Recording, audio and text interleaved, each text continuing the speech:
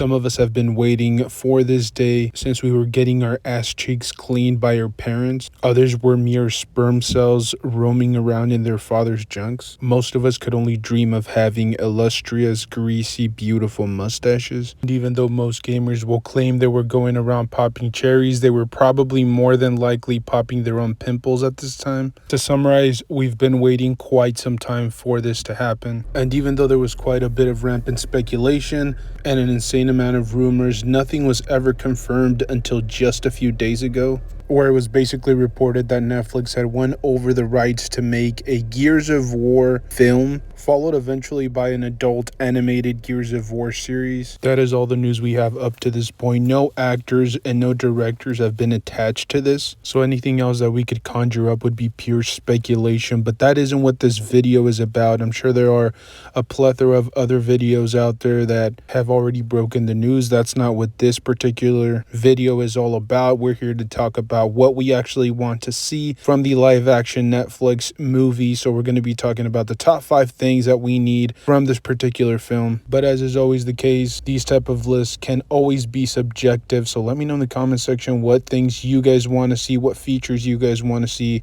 in this Netflix adaptation of the Gears of War franchise. Let's get started with number 5, and that is wall bouncing. I'm totally kidding with you guys. For number 5, we actually have something that I really hope they go with when it comes down to the story, and that's starting from the beginning. I don't mind Kate, and I'm a big JD fan, but I do hope that the live action universe, assuming there will be a universe and not just a one-off film, I really do hope that they start with E-Day, or at least somewhere within that same time frame. Obviously not exactly at that moment, but somewhere within that same sliver of time. Maybe they even show off a little bit of the Pendulum Wars as well. I mean, obviously we don't want them to go so far back that, you know, Marcus Phoenix is still a sperm cell, or that he's like a single-celled organism, but we do want them to go back to where it all started rather than starting off somewhere where, you know, maybe the video game universe has already left off at. For number 4, obviously we're not expecting Leonardo DiCaprio to star in this Netflix adaptation, but we definitely need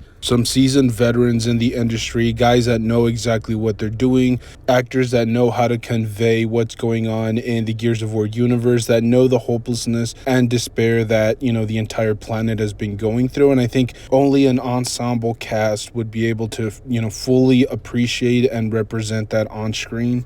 As I said before, I don't expect any Academy Award winning acting from this film, but I definitely do want a very good, solid cast behind this film. As I mentioned at the beginning of the video, there are no directors, no writers, no producers, no actors attached to this project, so anything that I could say would just be purely speculation. But watch out for a video coming soon where we might do a Gears of War Netflix film adaptation actor wish list, where we name off some of our favorite actors that could, you know, potentially play or fit in perfectly into the Gears of War franchise. Number 3 is pretty basic and straightforward. Honestly, I wanted to keep it pretty simple, but it's basically just stick with the core characters. We've seen so many different times when a video game adaptation just ends up happening or taking place in the same universe, but we don't actually get to see those characters played on screen. I definitely still want to see the original cast. I want to see Marcus on there, Dominic. I want to see Cole, Anya, Hoffman, all those good badasses on screen. If they want to do some sort of spin-off in the future, I wouldn't be against it. It wouldn't be the worst thing for the franchise, but I still feel like you need to start off with the core characters, the core storyline, and then eventually if you want to flesh out and continue building on the franchise, you can always do that further into the future. Number 2 is basically one of the main reasons why Gears of War is one of the most iconic video game franchises of all time. Like I said, only one of the few reasons, but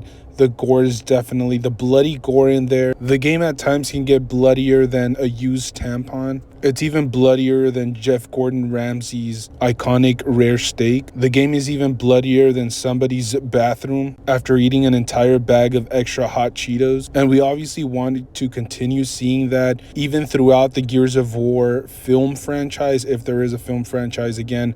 but it's something that the film desperately needs. I feel like that's one of those iconic signatures. Obviously, I don't expect like Dom to go around, brutally wrecking these guys. I don't expect him to rip off Acanthus's arm and then beat him to death with it. Obviously, there are lines that you can cross, and I don't think it's going to cross over very well to, the film or the live action adaptation of Gears of War. I don't also expect anybody to go around chainsawing grubs either. I feel like that's just crossing a line that you can't come back from. However, I do expect the live action adaptation to still keep some of those core elements that made Gears of War one of the best video games. And not just that, I mean, obviously the brutal gore that happens from time to time or consistently throughout the game needs to happen, but there are a lot of other great mechanics that made the franchise one of the big mainstays within the community.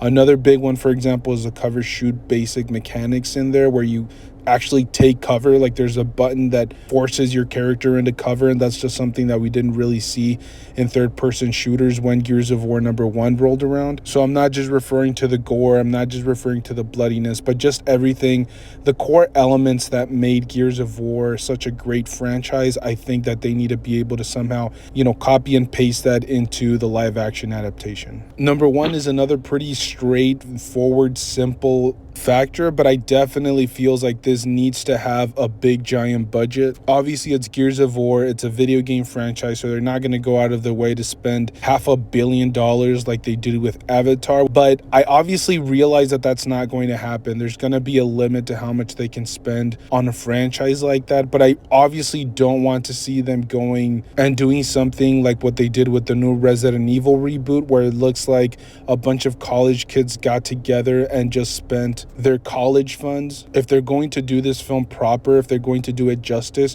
I do definitely feel like the projected budget should be up there in like $100 million to $80 million range, and that's the bare minimum to be able to give us a good experience. There have been a lot of really bad video game film adaptations in the past, but a lot of them fall into that category of just not having the big enough budget to compete with other big time films. And even though there were a lot of other big factors for why the films were bad, but we saw a lot of them just not have the budget, just not have the proper investments from these studios. You have films, for example, like the 1995 Mortal Kombat, which has some of the worst visual effects and CGIs we'll ever see. Prince of Persia is another perfect example. Even though there was a pretty good cast behind it, the budget and the writing just wasn't there. Silent Hill and Max Payne are another two perfect examples. And even though I do feel like certain video game film adaptations don't really require a big giant budget, I feel like Gears of War,